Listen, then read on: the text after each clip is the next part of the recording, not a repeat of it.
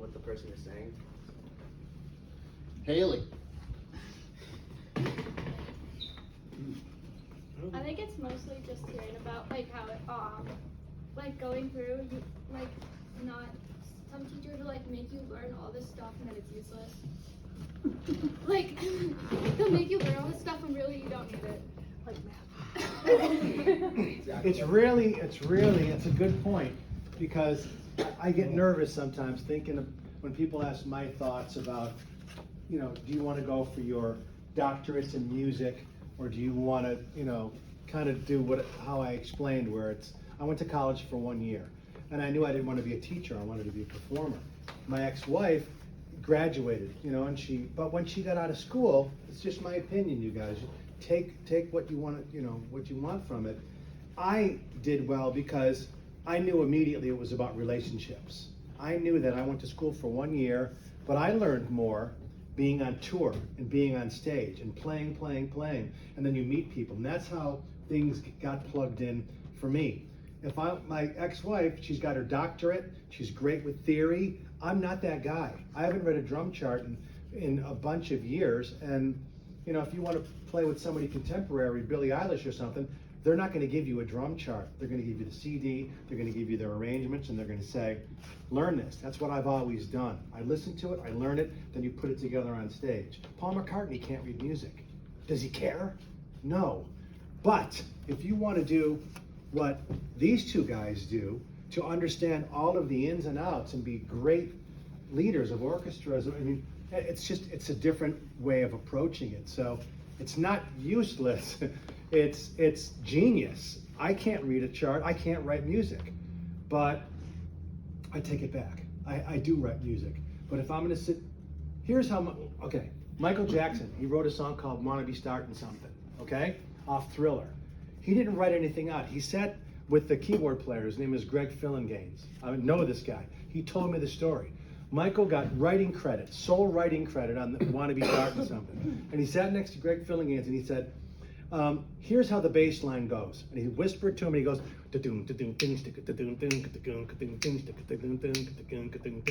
that's it. Greg Fillinganes played it. Michael Jackson got writer's credit in publishing. So you don't have to, every instance is different. So nothing's useless. My path was more about learn how to play my own way and establish my own relationships and contacts. I can pick up the phone and, I've amassed a big Rolodex of relationships through drumming and producing and managing. I can get phone calls answered usually anywhere. Whereas somebody who's, in the teaching world and didn't travel and tour like I have might not be able to do that. But I also can't sit in front of a concert band. I wouldn't know where to begin. That is its own gift. So, does that all make sense? Yeah. So, I'll be quiet. No, that's all great. Megan, what did you learn today? Just to take advantage of the opportunities that you have, so you can get you really far, and to make sure you do the work, because things aren't gonna magically appear. You have to take the effort and make sure. Yep. Part of it is just being here today, right? You learn something by just being present in the room. There's something special happened for you today that you would never know if you weren't here. So all those people who are here, I always talk about that, taking advantage of opportunities, like on the trips. We're doing something, and I fight back against that mentality. Oh, I don't want to, or oh, I can't. And I always put my foot on your back and say, no, do this.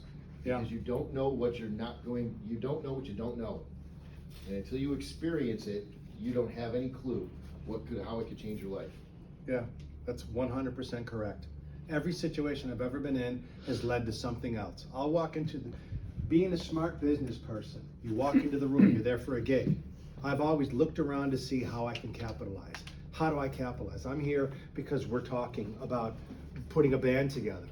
That's a producer right there who can hear us talking, or you pull that person in. You don't know where your next lead or your next break is going to come from. So you have to be smart, keep your eyes open. It's not just chops. It's not just, it's just your business is critical, and you have to keep your eyes open. Think about how we work here within the curriculum that I've created for you, right? It's about fundamental skills, and then you start applying those skills, and then you start to branch out into the career aspects of how do we take what we've learned and now capitalize on it, go out and getting gigs, putting together groups, how do we form relationships, how do we work within groups. All those are important skills. What you're doing here most likely isn't going to last. It's the skill sets you learn that are hopefully going to help put you a little bit ahead when you get out of here, so that you can say, okay, now I've experienced this a little bit. I can move, I can pull some people into my circle. I have a little experience here. Ian, what'd you learn today? Oh, man. I don't even know where to start. Okay, well, I learned that like other people appreciate Phil Rudd. I guess I kind of figured that, but it's cool to like meet somebody, you know. Sorry, I didn't mean to interrupt you. No, it's good. Hang on. Yeah. Watch his face. Hang on. You show me you take a selfie with Phil Rudd or something like that. Uh-huh. Oh my God. I directed a video a couple years ago. I got a picture here. I'll send it to Judy. I directed a video between Rihanna and Chris Brown. And I've got pictures here of me telling Rihanna, don't do that. I'll send that to you. It'll be part of this interview. That's not it. That's part of my records. Wait, I'm sorry to interrupt. Where is it? There it is. You know what? That's so cool. I couldn't breathe. I met him and I was just like, you are my God. I am not worthy. No, because like the first song I learned was like Thunderstruck. I tried to turn my radio like all the way up, and I was like playing it. I was like 8, and I like couldn't hear the song because I was playing so loud. Yeah. So No, like, that's a jam. It was. Yeah. I played that song with a cover band in Vegas 5 years ago, and Chris Slade, the drummer, was on that record, who was in AC/DC at the time, was a friend of mine. He was in the audience watching us play this song. And I was like, oh my God, he's watching me. And he's the nicest guy. Yeah, anytime you want to. No, it's I'd be great. glad to show That's it to great. you. Yeah, when I saw AC/DC play on tour, I think I saw them with Chris Slade first, and then I saw them with Axl Rose singing. And then Oh, that's- right. Phil's back. Phil Rudd was was back for that too. Yeah, Right. but I never saw Phil with Brad. But well, anyway, yeah. I guess the thing that I learned was just like you gotta push for things, but you also gotta be disciplined. And you gotta just like you gotta be passionate about what you do. Like, if you're not passionate, like I feel like that's just what I'm finding out over and over again. Like, it's like, Yeah. You just gotta care. You can't half-ass it. yeah. Both of you guys had great stories just now. So, Is it all right. weird seeing Gotta this go. new room? That was a real